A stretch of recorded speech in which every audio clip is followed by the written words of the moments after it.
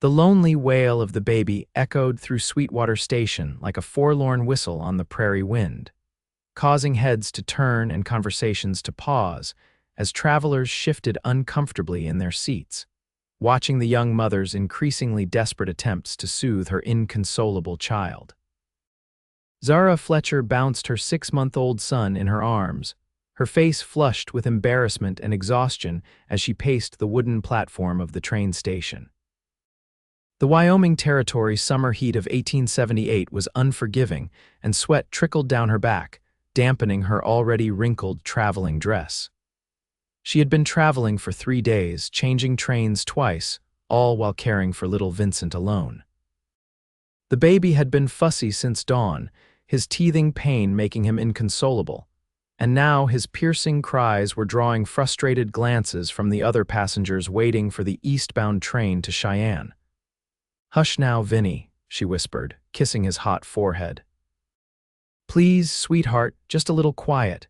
She felt the judgment of the other travelers weighing on her. A prim woman in a fine traveling suit pulled her reticule closer as Zara passed, as if the crying might somehow be contagious. 2 businessmen exchanged annoyed glances. Zara had tried everything, feeding him, changing him, walking him, singing to him, but nothing calmed his distress.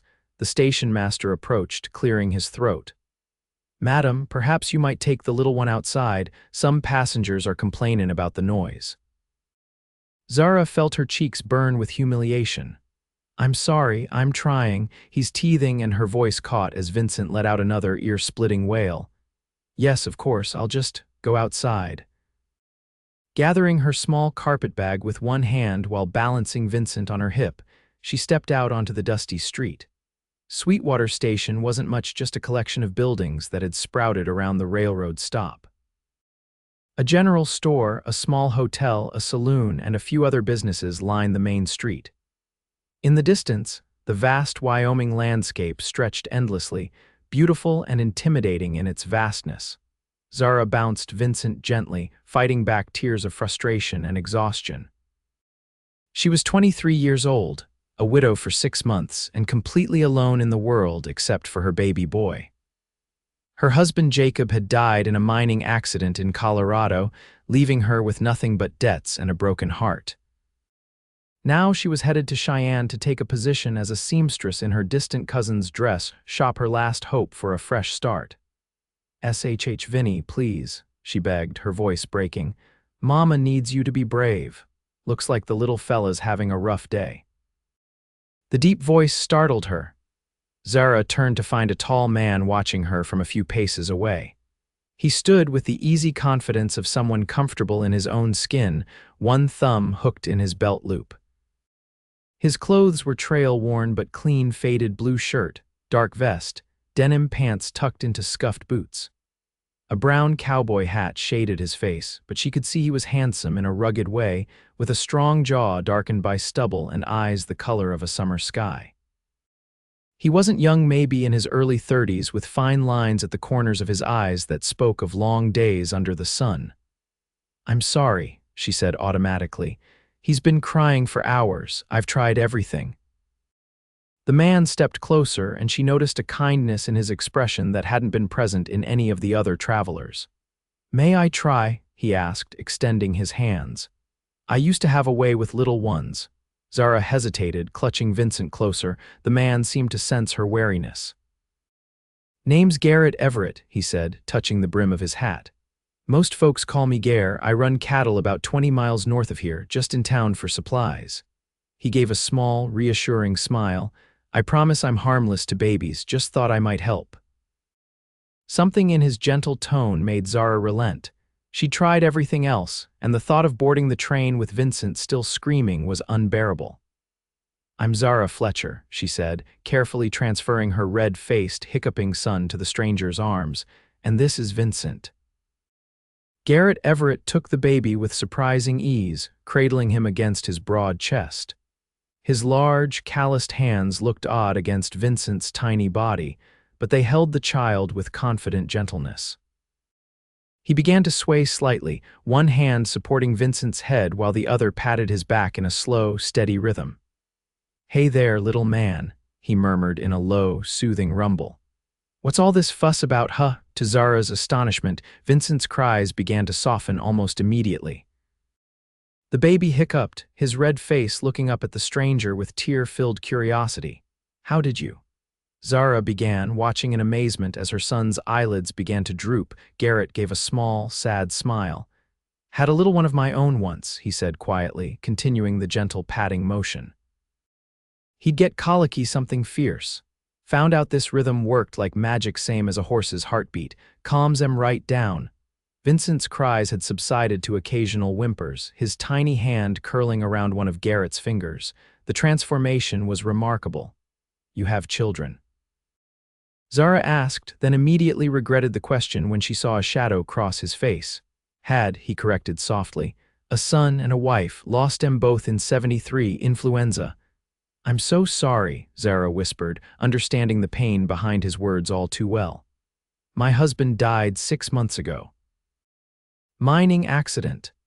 Their eyes met in a moment of shared understanding, the silent recognition between two people who knew the particular hollowness of unexpected grief. The station master's bell rang out, breaking the moment. Eastbound train to Cheyenne arriving in 10 minutes, he called. That's my train, Zara said, reluctantly reaching for Vincent, who was now peacefully asleep in Garrett's arms. Thank you for your help, Mr. Everett. I don't know what I would have done. As she took Vincent back, her fingers brushed against Garrett's and something like an electric current passed between them. She quickly attributed it to gratitude and exhaustion. Where are you headed? Garrett asked, helping her gather her carpet bag. Cheyenne. I have a position waiting as a seamstress. She adjusted Vincent in her arms, afraid he would wake and start crying again. A fresh start for us both. Garrett nodded, studying her face. You traveling alone? Yes, she answered, lifting her chin slightly. She was used to the looks of pity or judgment that usually followed this admission. Instead, Garrett simply nodded again. Let me help you with your things, get you situated on the train. That's very kind, but I couldn't impose, it's no imposition, he interrupted gently. Besides, looks like the little fellow's finally sleeping. Might be best to keep him that way. Zara couldn't argue with that logic. She allowed Garrett to take her carpet bag and followed him back to the platform where passengers were beginning to gather in anticipation of the train's arrival. As they waited, Garrett stood slightly apart from her, respectful of propriety yet close enough to offer assistance if needed. She found herself studying him surreptitiously. There was a solidness to him that was reassuring, not just in his physical presence, but in his demeanor. He stood straight but relaxed, his weathered face revealing a man who had seen hardship but hadn't been broken by it. The train rumbled into the station with a screech of brakes and billowing steam. Vincent stirred but didn't wake, much to Zara's relief. Garrett helped her board, finding her a seat by the window and stowing her carpet bag on the rack above. Thank you again, Zara said, settling into her seat with Vincent still sleeping peacefully in her arms. You've been most kind. Garrett touched the brim of his hat. Safe travels, Mrs. Fletcher? He hesitated, then added, Cheyenne's a good town, you'll do fine there. He turned to go, and Zara felt an unexpected pang of regret. It was silly, of course. He was a stranger who had shown her a brief kindness, nothing more. Yet in the lonely months since Jacob's death, few people had offered her help without expectation or judgment. Mr. Everett, she called impulsively as he reached the door of the car. He turned back, questioning, if you're ever in Cheyenne. She began, then faltered, unsure what she had intended to say. A small smile touched his lips. I'll look for the lady with the handsome little boy, he finished for her. With a final nod, he stepped off the train. Through the window, Zara watched him move back onto the platform, standing with hands in his pockets as the train began to pull away.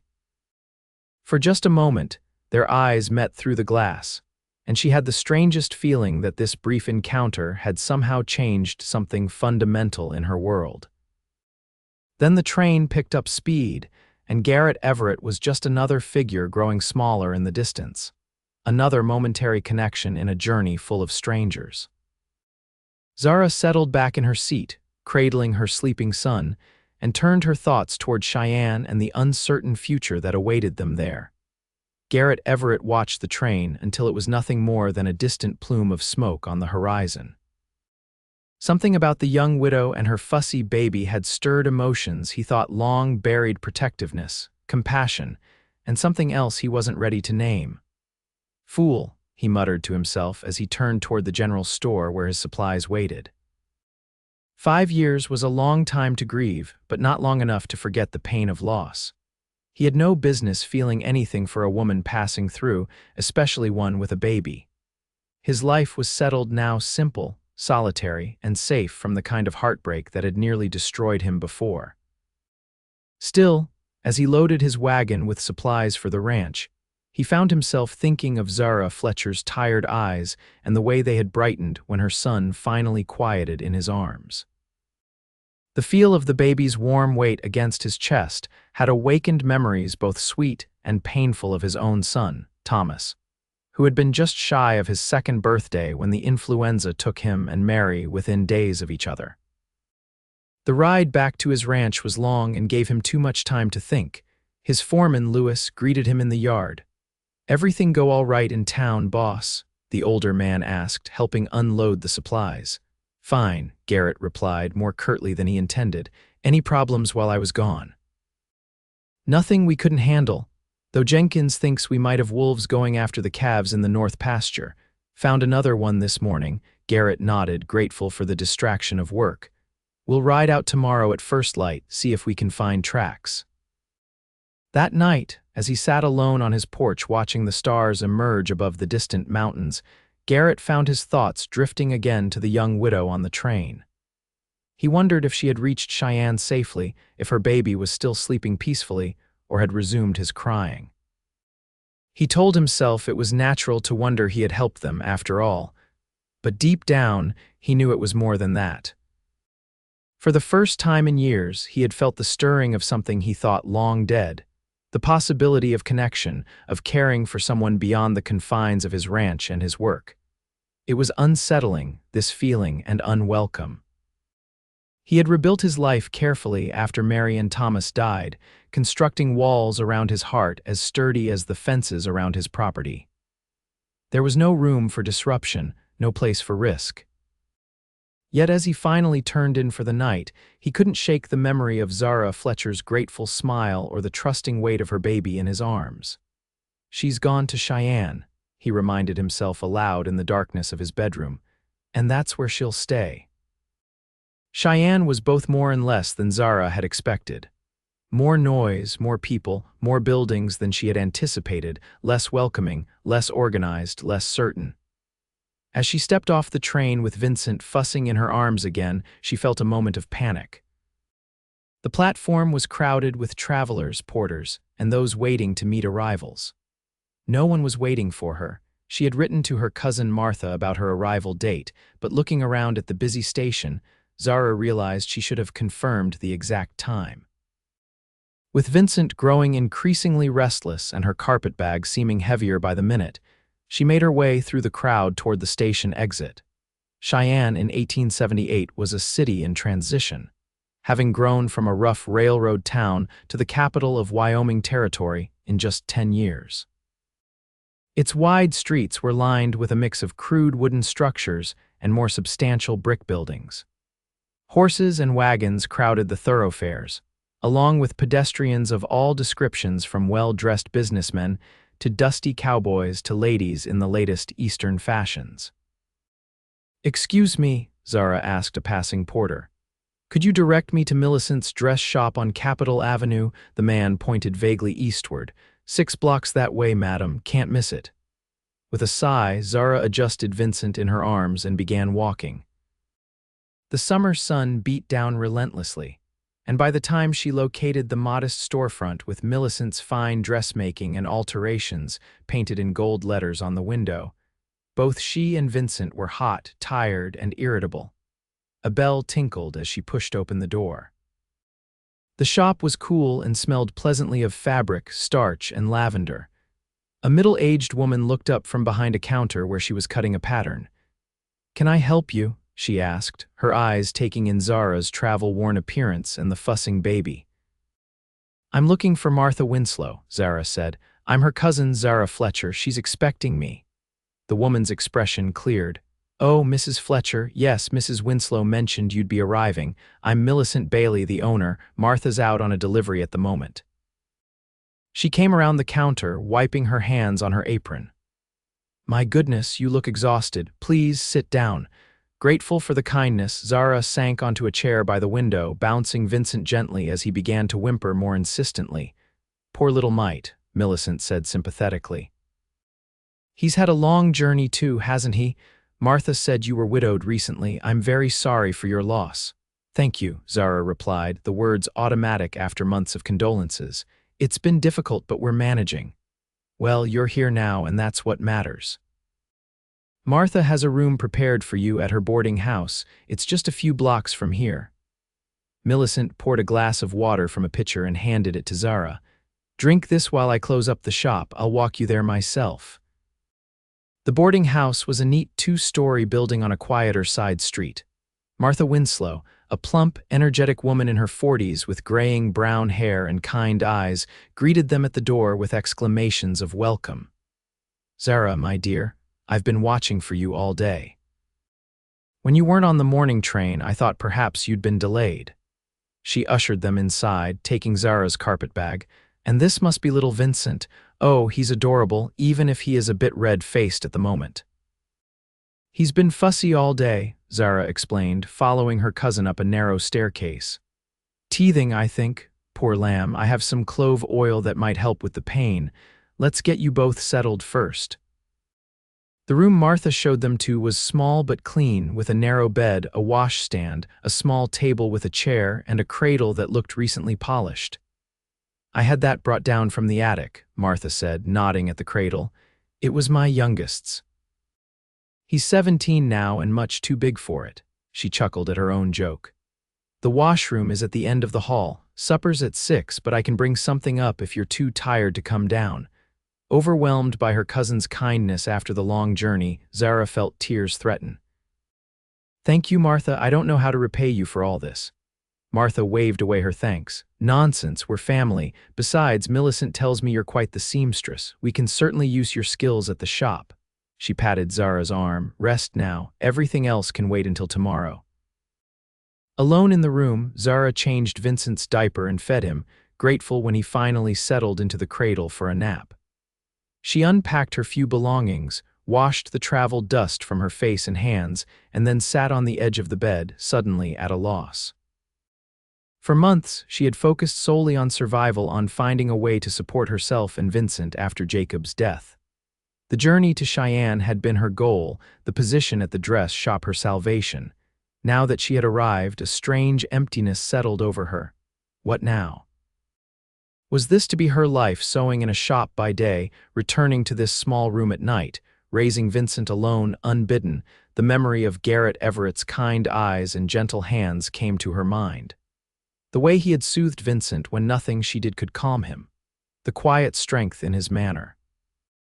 The sadness in his voice when he spoke of his lost family. Don't be ridiculous, she whispered to herself. He was just being kind to a woman in distress. Yet as she lay down for a much-needed rest, she couldn't help wondering if their paths might cross again someday, however unlikely that seemed. 2 months passed, and summer gave way to the first hints of autumn in the Wyoming territory. Zara settled into life in Cheyenne, finding comfort in the routine of work at Millicent's shop and the small community of the boarding house. Vincent thrived, finally pushing through his troublesome teeth and becoming a happy, curious baby who charmed everyone he met. Martha's boarding house housed an eclectic mix of residents, 2 elderly sisters who had never married, a young bank clerk, a schoolteacher, and a widow in her 60s who doted on Vincent as if he were her own grandchild. They formed a makeshift family of sorts, taking meals together and sharing the events of their days. It wasn't the life Zara had envisioned for herself, but it was stable and safe, and for that she was grateful. The dress shop provided steady work. Zara's fine stitching and eye for detail quickly made her indispensable to Millicent, who paid her a fair wage and treated her with respect. The customers, mostly the wives of businessmen and government officials, appreciated her ability to make their dresses fit perfectly, and often requested her specifically for alterations. On a crisp September morning, Zara was at work early, putting the finishing touches on a ball gown for the mayor's wife. The shop was quiet, Millicent having gone to the bank and Martha visiting a customer at home. The bell above the door jingled and Zara called out without looking up from her stitching. "I'll be with you in just a moment."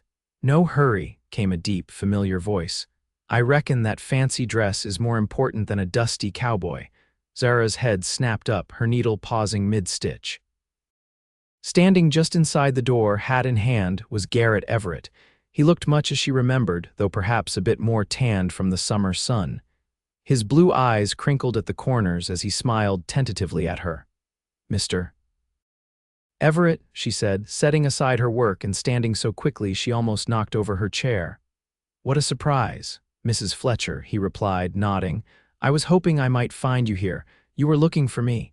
The question came out more breathless than she intended. A slight flush crept up his neck. "I had business in Cheyenne, thought I'd see how you and the little one were settling in." He glanced around the shop. "Looks like you landed on your feet." "Yes, I've been very fortunate." Zara smoothed her skirts, suddenly aware of the loose strands of hair that had escaped her bun and the thimble still on her finger.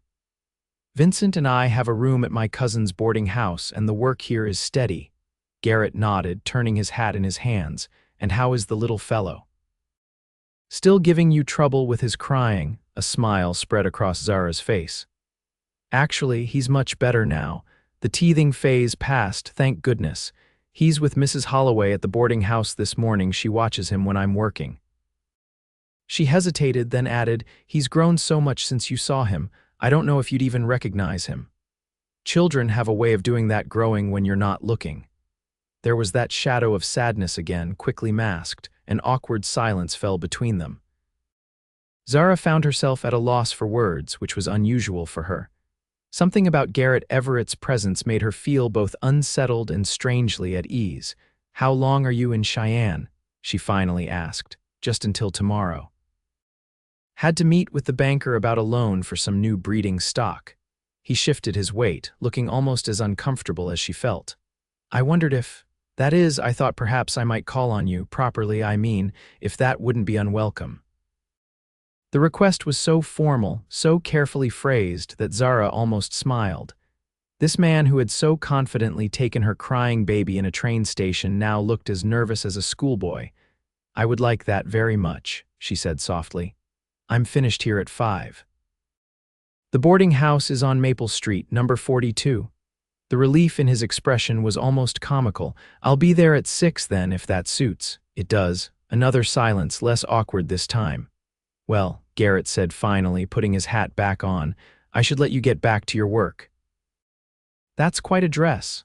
"For the mayor's wife," Zara explained. "For the harvest ball next week," he nodded, taking a step toward the door.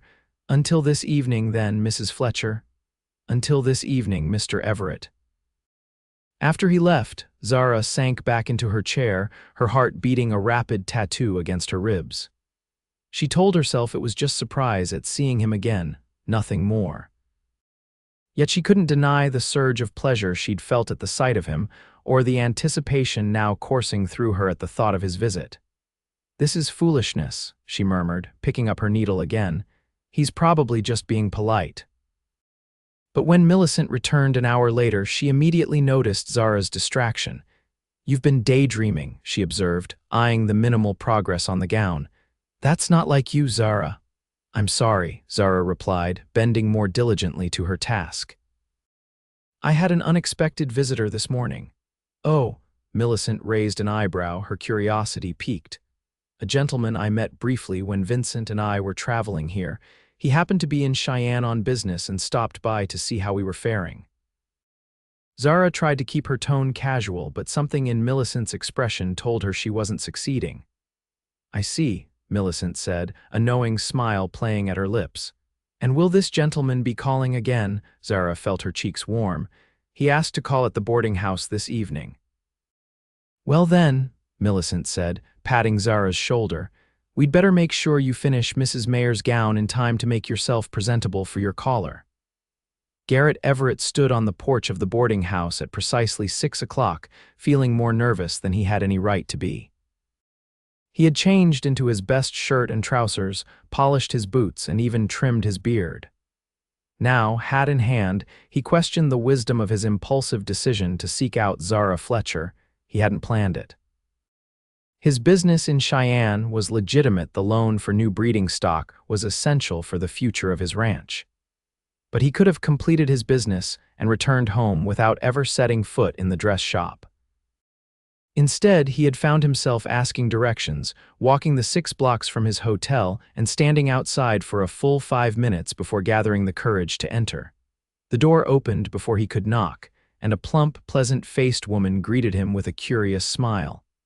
"You must be Mr. Everett," she said. "I'm Martha Winslow, Zara's cousin. Please come in." The parlor of the boarding house was modestly furnished but comfortable, with several armchairs, a sofa, and a piano in one corner. A coal fire burned in the grate, taking the edge off the evening chill. The room was empty except for an elderly woman knitting in one of the chairs. "Zara will be down in a moment," Martha said, gesturing for him to take a seat. "May I offer you some tea, or perhaps something stronger?" "Tea would be fine, thank you," Garrett replied, sitting stiffly on the edge of an armchair. The elderly woman was watching him with undisguised interest. "I'm Mrs. Holloway," she announced without preamble. "I look after little Vincent when his mama's working. Fine boy, that one. Strong lungs." Garrett smiled despite his nervousness. "Yes, madam, I recall those lungs quite clearly." "Zara tells me you have a way with babies," Mrs. Holloway continued, her knitting needles clicking steadily. "Says you quieted him when nobody else could. That's a rare gift in a man." Before Garrett could respond, there was a sound on the stairs, and he rose to his feet as Zara entered the parlor. She had changed from her work clothes into a simple blue dress that brought out the warmth in her brown eyes. Her dark hair was arranged more carefully than it had been that morning, with a few soft curls framing her face. She carried Vincent on her hip, the baby looking much bigger and more alert than Garrett remembered. "Mr. Everett," she said, a shy smile lighting her features. "Thank you for coming." "Mrs. Fletcher," he replied, suddenly aware of his rough hands and the worn cuffs of his shirt. He nodded toward Vincent. "And young Master Fletcher, you've grown, little man." Vincent regarded him solemnly, one fist stuffed in his mouth. Then, to everyone's surprise, he reached out toward Garrett with his free hand, making an imperious grunting sound. "Well, I never," Mrs. Holloway exclaimed. "He's usually shy with strangers." "He's not exactly a stranger," Zara said softly, "though I'm surprised he would remember." "May I?" Garrett asked, holding out his arms. When Zara nodded, he took Vincent carefully, settling the baby against his chest as he had done months before. Vincent immediately grabbed at his beard with curious fingers. "Gentle now," Garrett chuckled, disentangling the small hand. "That's attached, you know." The baby gurgled happily, apparently delighted with his new perch. Something tight in Garrett's chest loosened at the familiar weight of a child in his arms. He had forgotten how good it felt, how natural. Martha returned with a tea tray, her eyebrows rising at the sight of Vincent so contentedly settled with their visitor. "Well, you certainly have a way with him, Mr. Everett. He usually protests being held by anyone but Zara or Mrs. Holloway." They sat together in the parlor, making polite conversation over tea. Garrett kept Vincent on his lap, bouncing him occasionally when he grew restless. He told them about his ranch, the challenges of the summer drought, his plans for expanding his herd. Zara spoke of her work at the dress shop, the intricacies of the latest fashions from back east, Vincent's new achievements sitting up, beginning to crawl his first tooth. It was easy, this conversation, comfortable in a way Garrett hadn't experienced in years. He found himself watching Zara's animated expressions as she spoke, the graceful movements of her hands, the way her eyes lingered on her son with such love. "Perhaps Mr. Everett would like to join us for supper," Martha suggested after about an hour. "We're having beef stew and fresh bread." "I wouldn't want to impose," Garrett began, but Zara interrupted. "It's no imposition. We always have plenty and the company would be welcome." How could he refuse such an invitation? The evening extended into a shared meal with the boarding house residents, all of whom regarded him with varying degrees of curiosity and friendliness. The young bank clerk, David, engaged him in a discussion about cattle prices. The schoolteacher, Miss Watson, asked about life on a ranch. Through it all, Garrett was acutely aware of Zara across the table, her eyes meeting his occasionally with a warmth that stirred something long dormant within him. After supper, Martha insisted on taking Vincent up for his bath and bedtime, giving Zara a meaningful look that wasn't lost on Garrett. With the other boarders dispersing to their own pursuits, he found himself alone with Zara in the parlor once more. "Your family here is very kind," he said, standing awkwardly by the fireplace. "They're not really family except for Martha, of course," Zara replied, smoothing her skirts. "But yes, they've been wonderfully kind to Vincent and me. You seem settled here, happy." "I am, or at least I'm finding my way toward happiness again." She looked up at him with those direct brown eyes. "And you, Mr. Everett, are you happy on your ranch?" The question caught him off guard. Was he happy? He was content, certainly, stable, productive, but happy. "I have good days and bad days," he answered honestly. "More good than bad lately." Zara nodded, understanding in her expression. "That's how it is for me as well. The bad days come less frequently now."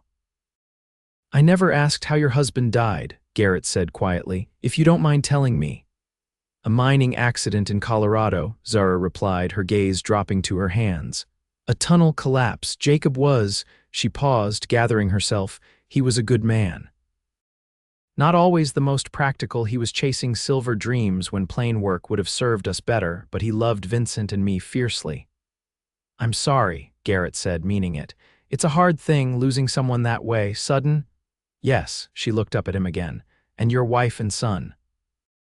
"You said it was influenza." Garrett nodded, the familiar ache in his chest present but somehow less sharp than usual.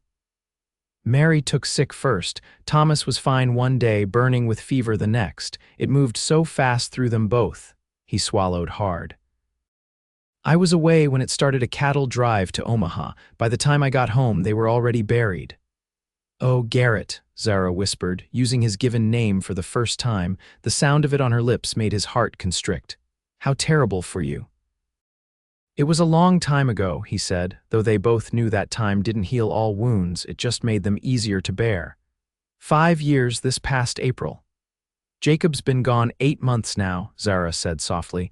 "Some days it feels like yesterday, other days like another lifetime." They sat in companionable silence for a moment, the shared understanding of loss creating a bond between them that needed no words. Finally, Garrett cleared his throat. "I should go. It's getting late, and I have an early start tomorrow." Zara stood, walking with him to the door. "Thank you for coming, Mr. Everett. It meant a great deal to see you again." He turned to face her, suddenly reluctant to leave. "Garrett, please, I think we're past Mr. Everett at this point." She smiled, a genuine smile that reached her eyes. "Garrett, then, and I'm Zara." "Zara." He tested the name, liking the feel of it. "I'm glad I found you today. Glad to see you and Vincent doing so well. Will you, that is—" She hesitated, then continued with quiet courage. "Will you call again if you're ever back in Cheyenne?" The hope in her voice gave him courage of his own. "I'd like that very much. In fact, I expect I'll have reason to be in town again before too long." Their eyes held for a long moment, and Garrett felt an almost overwhelming urge to touch her, to take her hand, to brush back the curl that had fallen across her cheek. Instead, he settled for a slight bow. "Good night, Zara." "Good night, Garrett. Safe travels home." As he walked back to his hotel through the darkening streets of Cheyenne, Garrett felt lighter than he had in years. The weight of grief and loneliness that had been his constant companion since Mary and Thomas died seemed less crushing somehow. In its place was a cautious, fragile hope, a feeling so unfamiliar he almost didn't recognize it. Part of him wanted to push it away, to retreat back into the safety of his solitary existence.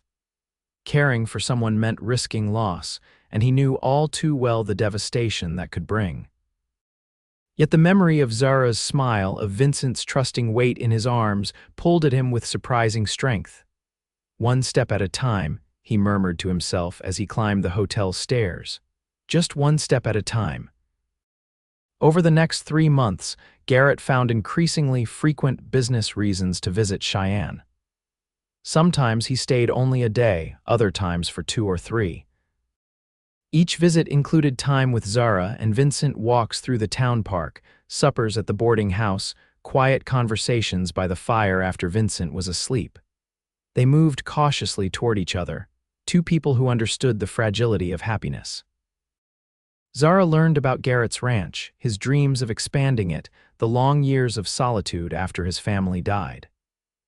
Garrett discovered Zara's love of reading, her skill with a needle, her fierce determination to build a good life for her son despite the obstacles she faced. Vincent, for his part, showed a clear preference for Garrett's company, reaching for him eagerly whenever he appeared and protesting when it was time for him to leave. By December, the baby was crawling with surprising speed and pulling himself up on furniture, babbling constant streams of near words that occasionally included something that sounded remarkably like gar. As Christmas approached, Cheyenne transformed with decorations and festivities. Pine boughs adorned storefronts, candles glowed in windows, and a dusting of snow lent everything a pristine beauty. At the dress shop, Zara was busier than ever with orders for holiday gowns and special occasion dresses. "Will you come for Christmas?" she asked Garrett during his early December visit. They were walking back to the boarding house after attending a church social, Vincent bundled warmly against Garrett's chest in a sling Zara had fashioned. "Martha's planning quite a feast, and everyone's been asking if you'll be here." The invitation touched him deeply. "I'd like nothing better," he said honestly, "but I can't leave the ranch for the holiday. Winter's a critical time. We lose stock if we're not vigilant about checking fences and water holes." He saw the disappointment in her eyes and added quickly, "I was hoping, actually, that you and Vincent might consider coming to the ranch instead, after Christmas, perhaps for a few days." Zara stopped walking, surprise evident on her face. "To your ranch, but that's—" "Wouldn't that be rather improper?" Garrett felt a flush of embarrassment. "I should have explained better. My foreman's wife, Elena, would act as chaperone. They have a little cabin on the property. You'd stay in the main house and I'd bunk with Louis. Everything completely proper." He shifted Vincent, who was beginning to fuss. "I understand if you'd rather not. It was just a thought." Zara resumed walking, her expression thoughtful. "No, I'm honored by the invitation. I'd like to see your home very much, and I think Vincent would benefit from some time away from town." She smiled up at him. "Let me speak with Martha and Millicent about taking a few days away. If they can spare me after Christmas, then yes, we'd love to come." The joy that surged through Garrett at her acceptance caught him by surprise with its intensity. "I'll make all the arrangements," he promised. "You won't regret it." "I know I won't," she said softly, and the look she gave him made his heart race. They reached the boarding house too soon. As they stood on the porch saying their goodbyes, Vincent now sleeping peacefully in Zara's arms, Garrett found himself reluctant to leave as always. These partings grew more difficult with each visit. "I'll come for you on the 27th if that suits," he said. "We can be at the ranch before nightfall if we leave early." "The 27th is perfect." Zara's cheeks were pink from the cold, her eyes bright in the glow of the porch lamp. Garrett, whatever she had been about to say was interrupted as the front door opened and Martha appeared. "You two will catch your deaths out here," she scolded good-naturedly. "Come inside for some hot cider before you go, Mr. Everett." The moment broken, Garrett accepted the invitation for cider but declined to stay long. As he rode back to his hotel through the quiet, snow-dusted streets, he found himself thinking of Mary for the first time in weeks, not with the usual sharp pain of loss, but with a gentle nostalgia. "I think you'd like her, Mary," he whispered to the night sky. "I think you'd want me to be happy again." There was no answer, of course, but the stars seemed to shine a little brighter, and Garrett took it as the blessing it was. The journey to Garrett's ranch on December 27th was cold but clear. The Wyoming landscape transformed into a vast expanse of white broken only by distant mountains and occasional stands of pine. Zara, bundled in her warmest cloak with Vincent wrapped in blankets on her lap, marveled at the beauty of it all from the relative comfort of Garrett's enclosed wagon. "It's magnificent," she said, gazing out at the snow-covered prairie. "So different from town." "Some find it too empty," Garrett replied, handling the team of horses with practiced ease. "Too lonely, but I've always found peace in all this space." "I can understand why." Zara adjusted Vincent, who was watching the passing scenery with wide eyes. "There's something honest about it." "Uncluttered," Garrett glanced at her with appreciation. "That's exactly it. Uncluttered." They talked easily as the miles passed, the conversation flowing between them as naturally as a stream. Zara told him about Christmas at the boarding house, the modest gifts exchanged, the elaborate dinner Martha had prepared, Vincent's delight with the colorful wooden blocks Mrs. Holloway had given him. "And how did he like the rocking horse?" Garrett asked, a hint of anxiety in his voice. "He's absolutely enchanted with it," Zara assured him. "Though he's still a bit small to ride it properly, Martha had to tie pillows around him to keep him from falling off." She touched Garrett's arm lightly. "It was far too generous a gift, but thank you, it's beautifully made." "I'm glad he likes it," Garrett said, looking pleased. "I had Lewis help me with it. He's quite skilled with woodworking."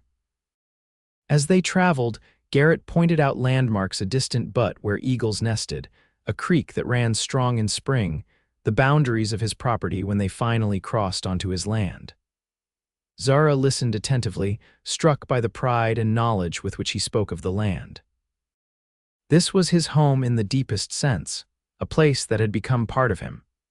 The ranch itself came into view in the mid-afternoon, a collection of buildings nestled in a shallow valley protected from the worst of the wind by low hills. The main house was larger than Zara had expected, a solid two-story structure built of logs with a wide porch across the front. Smoke curled from the chimney, a welcoming sight against the winter sky. Several outbuildings, a barn, bunkhouse, and smaller cabins were arranged nearby, with corrals and fenced pastures extending outward. "It's wonderful," Zara breathed as they approached. "You've built all this yourself." "Most of it was here when I bought the place," Garrett admitted. "But we've expanded considerably over the years. Added the west wing of the house, rebuilt the barn after a fire, put up new fencing."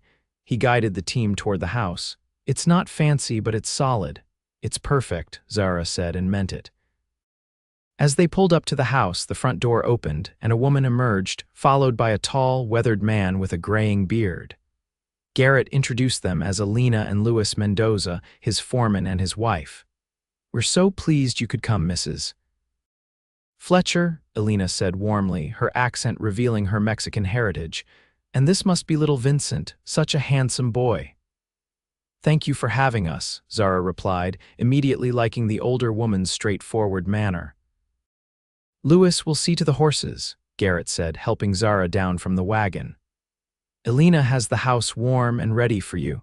Indeed, stepping into Garrett's home was like entering a haven from the winter cold. A large fireplace dominated the main room, a cheerful blaze crackling within it. The furnishings were simple, but well made: a long table with benches for dining, comfortable chairs arranged near the fire, shelves lined with books along one wall. A worn rug covered the plank floor, adding color and warmth to the space. "Let me show you to your room," Alina said, leading the way upstairs. "You must be tired from the journey." The bedroom was at the end of a short hallway, a pleasant space with a large bed, a chest of drawers, a small table and chair near the window. A cradle had been placed near the bed, freshly polished and lined with soft blankets. "This was Thomas's," Alina explained, seeing Zara's gaze on the cradle. Garrett thought it might be useful for Vincent. Touched by the gesture and its significance, Zara could only nod. "It's perfect, thank you." Alina patted her arm gently. "Rest now. Supper will be ready in a couple of hours. I've heated water if you'd like to freshen up." She indicated a large ceramic pitcher and basin on the dresser. "Call if you need anything." Left alone with a drowsy Vincent, Zara took the opportunity to wash away the dust of travel and change into a fresh dress. She settled Vincent in the cradle, her heart full as she watched him drift off to sleep, his small face peaceful in the soft afternoon light filtering through the window. This room had once held another child, another family's dreams. Now it sheltered her son, creating a strange continuity that felt both poignant and right. Running her hand along the smooth wood of the cradle, Zara wondered about the boy who had slept in it before Garrett's son, who would never grow to manhood, never know his father's steadfast love. "Sleep well, my love," she whispered to Vincent. "We're safe here." The next few days passed in a gentle rhythm, unlike anything Zara had experienced before. Mornings began early, with the household rising before dawn. Garrett would leave to work with his men, checking cattle and fences, while Zara helped Alina with household tasks, or simply enjoyed the luxury of focusing entirely on Vincent without the demands of the dress shop. In the afternoons, if weather permitted, Garrett would return and take them on excursions around the ranch, showing Zara the spring that never froze, the stand of cottonwoods where he planned to build a proper garden come spring, the gentle slope where wildflowers carpeted the ground in summer. "I can almost see it," Zara said as they stood on that slope, Vincent bundled in Garrett's arms, all those colors against the green. "It's something to behold," Garrett agreed. "I thought Mary would love it when I first brought her here. She was a city girl from Denver. Found ranch life harder than she expected." His voice held no bitterness, just a quiet acknowledgement of the past, but she did love the wildflowers. It was the most he had spoken of his late wife, and Zara recognized the significance of the confidence. "She must have been very special," she said carefully. "She was." Garrett adjusted Vincent, who was beginning to squirm, "Different from you but special in her own way." He met Zara's eyes directly. "I loved her very much, but loving her doesn't mean I can't." He trailed off, suddenly uncertain. "I understand," Zara said softly. "Jacob will always have a place in my heart, but hearts have room for new love, I think." The word hung between them, neither ready to claim it directly but both acknowledging its presence. Evenings were Zara's favorite time. After supper, when Vincent was asleep and Louis and Alina had retired to their cabin, she and Garrett would sit by the fire in the main room. Sometimes they talked for hours about books they had read, places they had seen, hopes for the future. Other times they sat in comfortable silence, Zara working on a piece of mending while Garrett whittled or read aloud from one of his books. On their last evening at the ranch, a snowstorm blew in, the wind howling around the eaves of the house like a living thing. Garrett built up the fire higher than usual, and they sat closer to its warmth, listening to the storm rage outside. "I wish we didn't have to leave tomorrow," Zara admitted, watching the flames dance. "It's been so peaceful here." "You don't have to go," Garrett said quietly. Zara looked up, startled. "What do you mean?" Garrett set aside the book he'd been holding unopened for the past hour and turned to face her fully. "Zara, these past months, getting to know you and Vincent, they've changed everything for me. I thought my life was set, that I'd live out my days alone on this ranch, working until I couldn't anymore, and that would be enough." He took a deep breath. "But it's not enough, not anymore." Zara's heart began to race, but she remained silent, letting him find his words. "I know it hasn't been that long since Jacob died.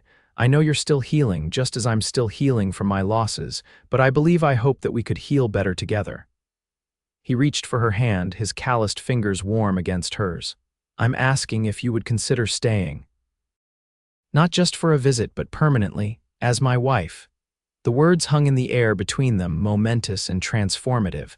Zara looked into Garrett's blue eyes, seeing in them all the hope and fear and love he was offering. "Are you certain?" she whispered. "Vincent and we come as a pair. He would be your responsibility as much as mine." "I'm counting on that," Garrett said, a smile touching his lips. "That boy has worked his way into my heart almost as thoroughly as his mother has." Tears welled in Zara's eyes, but they were tears of joy, not sorrow. "Then yes," she said, squeezing his hand. "Yes, we will stay. Yes, I will be your wife." Garrett's face transformed with happiness. He raised her hand to his lips, pressing a kiss to her knuckles with a reverence that made her breath catch. Then, with gentle deliberation, he leaned forward and kissed her properly, a first kiss that held all the promise of the life they would build together. When they drew apart, Zara rested her forehead against his, her heart so full she thought it might burst. "I never expected to find love again," she murmured. "Especially not with a widowed cowboy who just happened to be at a train station when my baby wouldn't stop crying." Garrett chuckled, drawing her closer. "Sometimes the best things in life are the ones we never saw coming." Outside, the storm continued to rage, but inside the sturdy walls of the house that would soon be their shared home, Zara and Garrett found shelter in each other's arms, two lonely souls who had found, against all odds, a second chance at happiness. Spring came early to Wyoming that year, the snow melting to reveal tender green shoots pushing through the soil. By April, the ranch was transformed fields greening, cattle grazing contentedly, the promised wildflowers beginning to carpet the slopes with splashes of color. Zara stood on the porch of the house now watching Vincent toddle unsteadily across the yard, chasing a butterfly with delighted squeals. At 15 months, he was all energy and curiosity, his dark hair curling wildly in the spring breeze, his chubby legs moving with determined purpose. "Careful, Vinny," she called as he veered dangerously close to a muddy patch. "Stay on the path, love."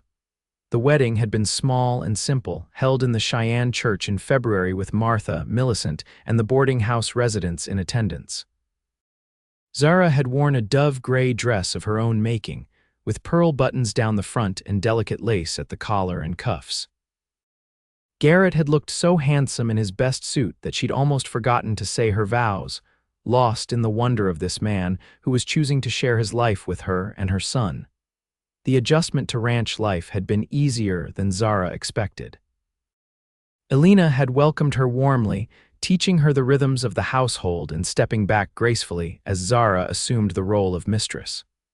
The ranch hands, initially shy around the new missus Everett, soon accepted her presence, especially when they discovered her skill with mending their work clothes and her willingness to provide extra pies on Sundays. Millicent had been sorry to lose her best seamstress, but understood completely. "Love comes first," she had said firmly when Zara gave notice. "Besides, I expect you'll still find time to sew, even with a ranch to help run and a family to care for." She had been right. Zara had set up a small sewing corner in the house, where she worked on clothes for Vincent and Garrett, quilts for their bed, and occasional special projects for friends in town. The familiar rhythm of needle and thread provided a continuity with her old life that she found comforting. Motherhood and marriage filled her days with purpose and joy. Vincent thrived in the open spaces of the ranch, growing sturdy and confident under the loving attention of both Zara and Garrett. And Garrett himself, her husband, continued to surprise her with his gentleness, his strength, his absolute devotion to them both. "What are you thinking about so seriously?" Garrett's voice broke into her reverie as he came up behind her, slipping an arm around her waist. He smelled of horses and sunshine, his shirt damp with honest sweat from the morning's work. "Just how different life is now from what I expected," Zara replied, leaning back against him. "A year ago, I was a desperate widow with a crying baby at a train station, and now. Garrett prompted, pressing a kiss to her temple. "Now I'm happier than I ever thought possible." She turned in his arms to face him. "Do you know what day it is?" He considered for a moment, then his eyes lit with recognition. "The day we met, at Sweetwater Station." "You remembered," she said, pleased. "How could I forget, the day that changed everything?" He gazed past her to where Vincent was now sitting in the dirt, thoroughly investigating an interesting rock.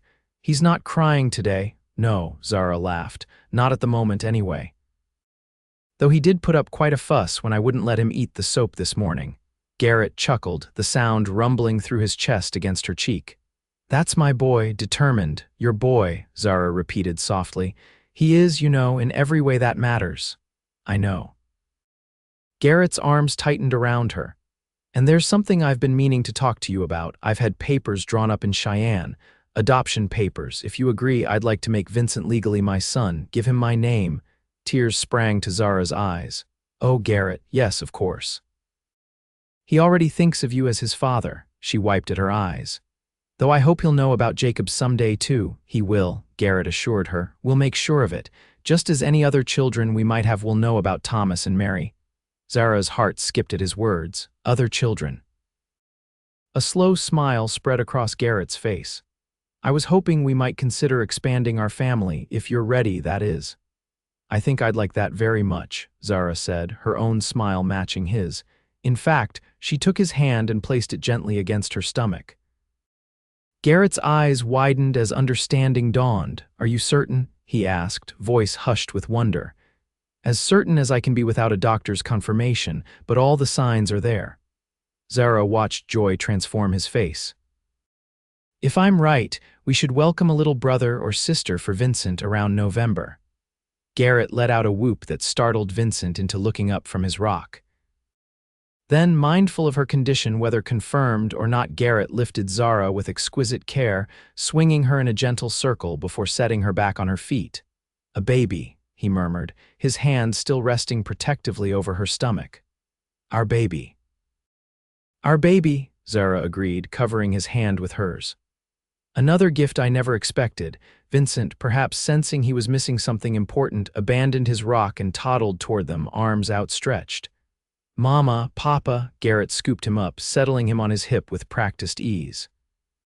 What do you think, partner? Ready to be a big brother? Vincent grabbed at Garrett's beard, his favorite game. Brother, he echoed, though Zara was sure he had no idea what the word meant. Maybe, Zara said, smoothing Vincent's wild curls, or a sister. Either way, you'll be the best big brother any baby could ask for. Standing there on the porch of their home, with her husband's arm around her and their son, babbling happily between them, Zara felt a sense of completion she had never thought to find again after Jacob's death. Life had taken unexpected turns, bringing loss and grief that had seemed insurmountable. Yet here she was, surrounded by love, with the promise of new life growing within her. I love you, she said simply, looking up at Garrett, both of you so very much. And we love you, Garrett replied, his voice rough with emotion. Always will. As the spring breeze carried the scent of wildflowers across the yard and the sun warmed their faces, Zara Fletcher Everett knew with absolute certainty that her crying baby at the train station had led her not just to momentary comfort, but to the home and family she had always longed for. Sometimes, she reflected as Garrett led them inside for the midday meal, the most beautiful journeys begin with tears. 10 years later, the Everett Ranch had grown and prospered, just as the family that called it home had flourished. What had once been a place of solitary grief for Garrett had transformed into a bustling center of family life, filled with the laughter and energy of children, the steady rhythms of work and rest, and the deep, abiding love between a man and woman who had found each other when they least expected it. On a golden autumn afternoon, Zara stood at the kitchen window, watching her family in the yard. Vincent, now 11 and tall for his age, was helping Garrett and Lewis repair a section of fence, his dark head bent seriously over his task, eager to prove his growing skills. 9-year-old Grace, their firstborn together, sat under the apple tree with a book in her lap, her long braids the same rich brown as her mother's. And 7-year-old twins, Samuel and Sarah, chased each other around the yard in an elaborate game of their own invention, their shrieks of laughter carrying on the breeze. Placing a protective hand over her rounded belly, where their 5th child grew steadily toward a winter birth, Zara felt the familiar surge of gratitude that never failed to overwhelm her at such moments. This life, these children, this home, this love had all begun with a crying baby at a train station and a widowed cowboy who'd simply said, "Let me try." And try he had. At everything, at being a father to Vincent, at opening his heart again after devastating loss, at building a family and a future neither of them had dared to imagine in their darkest days of grief. Garrett Everett had tried, and in doing so, had given Zara a life richer and more fulfilling than any she could have dreamed. As if sensing her thoughts, Garrett looked up from his work and caught her watching. Even after all these years, the smile he gave her still made her heart race. He said something to Vincent, tousled the boy's hair affectionately, and then walked toward the house, his stride as confident and steady as the day she'd first met him. "Everything all right?" he asked as he came through the door, hanging his hat on the peg by the entrance.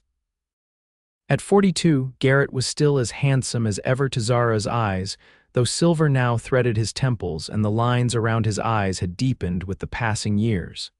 "Perfect," Zara replied, accepting his kiss. "Just watching my family and counting my blessings." Garrett's hand came to rest beside hers on her belly, and they both smiled as their unborn child kicked vigorously against his palm. "Still determined to make his presence known, I see," he chuckled. "Or her presence," Zara reminded him, "though Vincent is convinced it's another brother." "Vincent is at the age where sisters are a trial to be endured," Garrett observed wryly, "though he's protective enough of Grace and Sarah when it counts." "He's a good boy," Zara agreed. "You've been a wonderful father to him, Garrett. The easiest job I've ever had," he said honestly. "Loving that boy came as naturally as breathing from the moment he stopped crying in my arms." Their conversation was interrupted as the back door burst open and the twins tumbled in, breathless with excitement. "Papa, Mama." "Vincent says we can go fishing at the creek if you say it's all right," Samuel announced, his blue eyes so like his father's wide with hope. "Please," Sarah added, never to be outdone by her twin. "Grace says she'll come too and bring a book and make sure we don't fall in." Garrett exchanged an amused glance with Zara. "Well, if Grace is supervising, how can we refuse? But be back before sundown and mind you stay where she can see you." With whoops of delight, the twins raced back outside to deliver the good news. Through the window, Zara watched as Grace closed her book with an air of resigned responsibility, and Vincent straightened up from his work, ready to lead the expedition to the creek. "They're growing so fast," she murmured. "Sometimes I still expect to see baby Vincent crying in my arms at that station." Garrett drew her close, his arms encircling her from behind, his chin resting on top of her head. "I'm mighty glad he was crying that day," he said softly. "Otherwise, I might have walked right past the most important people in my life." Zara turned in his embrace, rising on tiptoe to kiss him properly. "I thank God every day for your kindness to a desperate young widow. And I thank God for your courage in trusting a stranger with your child," Garrett returned. His hand caressed her cheek tenderly. "I love you, Zara Everett, more today than yesterday and not as much as tomorrow." It was what he always said, a promise renewed daily through the years of their marriage, and as always, Zara's response came from the depths of her heart. "And I love you, Garrett Everett, today, tomorrow, and all the days to come." Outside, their children's voices rose in excited chatter as they set off for the creek, Vincent leading the way with fishing poles over his shoulder, Grace keeping the twins in line with gentle admonishments, all of them healthy and happy and secure in the knowledge they were deeply loved. Inside, in the warm kitchen of the home they had built together, Zara and Garrett Everett held each other close, still marveling at the journey that had brought them to this moment, a journey that began with tears but had led to immeasurable joy. Sometimes, Zara thought as she felt the baby move within her and her husband's steady heartbeat beneath her cheek, the greatest blessings come disguised as moments of desperation. Sometimes a crying baby and a simple offer of help can change everything. And sometimes, when you least expect it, love finds you at a train station and carries you home.